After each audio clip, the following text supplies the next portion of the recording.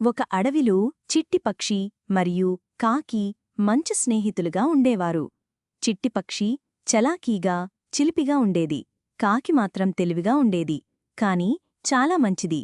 ఒక వేసవిరోజు అడవిలో చాలా వేడి. చిట్టిపక్షికి తాగడానికి నీళ్లు దొరకలేదు.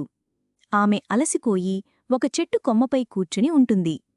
అప్పుడు కాకి వచ్చి అడుగుతుంది. ఏమైంది చిట్టి? నీరసంగా ఉన్నావు. చిట్టి చిన్నగా అలసిన స్వరంగా అంటుంది.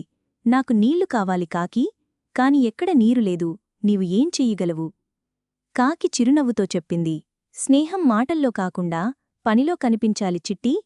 అది దగ్గర్లో ఉన్న మట్టికుండ దగ్గరికి వెళ్లి పక్కనే పడి ఉన్న రాళ్లను ఒక్కొక్కటిగా అందులో వేసింది. చిట్టి ఆశ్చర్యంగా చూస్తూ ఉంది. నీరు పైకి వచ్చి చిట్టి తాగగలిగింది. ఆమె ఆనందంతో కాకిని చూసి నవ్వుతూ అంది. నీవు నిజమైన స్నేహితుడివి కాకీ?